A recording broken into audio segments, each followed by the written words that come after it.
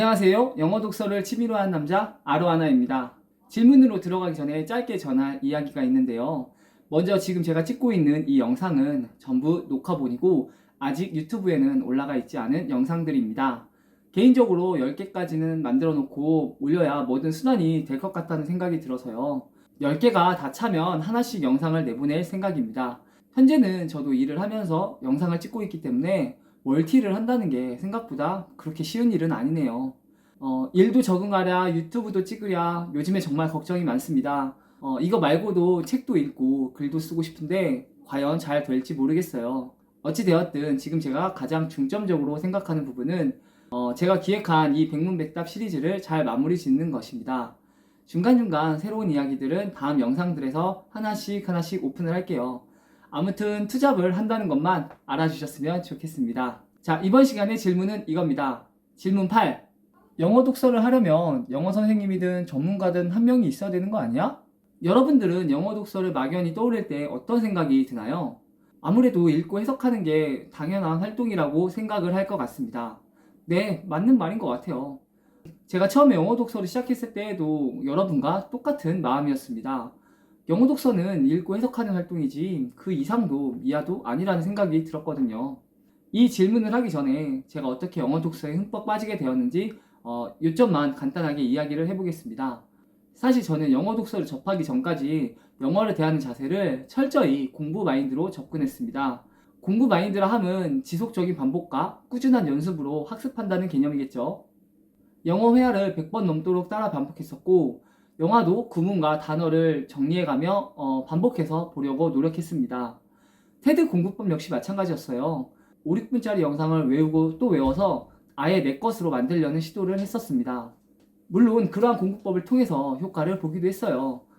반복적으로 하니까 영어가 입에 좀 붙기도 했고 한두 개로 외우니까 나중에 써먹을 때도 좋았습니다.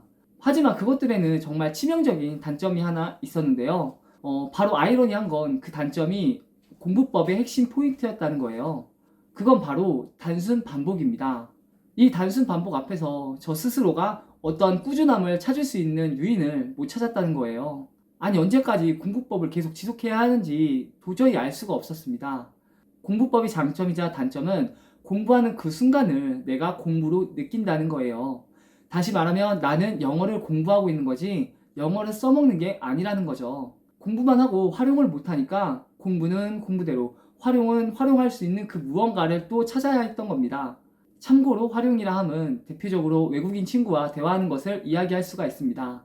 공부는 배운 것을 써먹는 활동이 아니에요. 공부는 공부대로 해야 하고 써먹을 수 있는 환경을 또 만들어 나가야 합니다.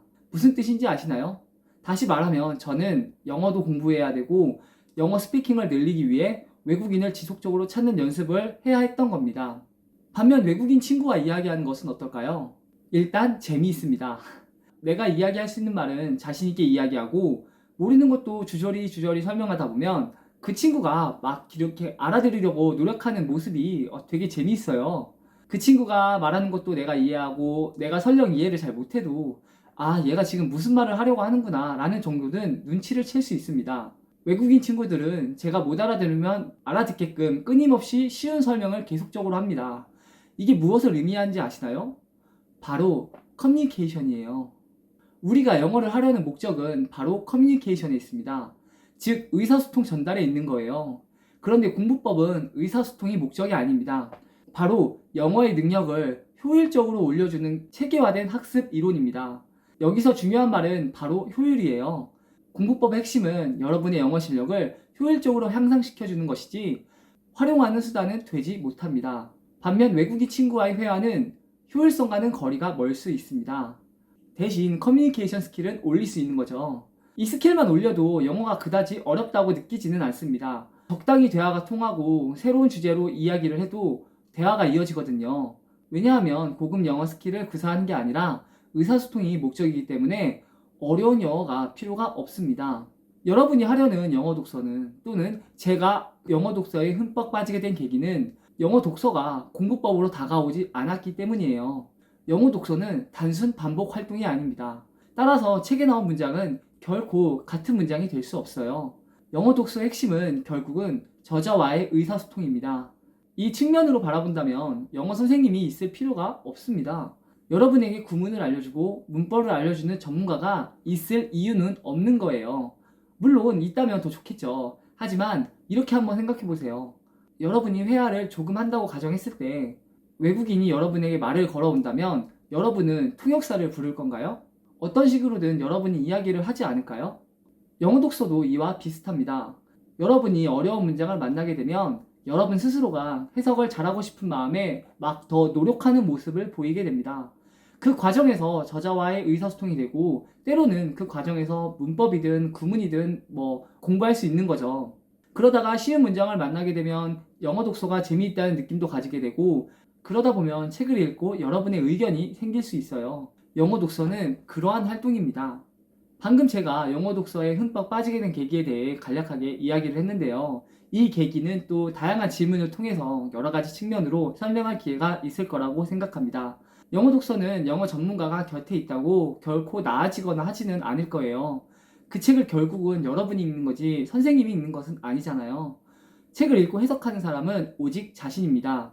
자신의 감정을 가장 잘 느낄 수 있는 사람은 바로 본인입니다.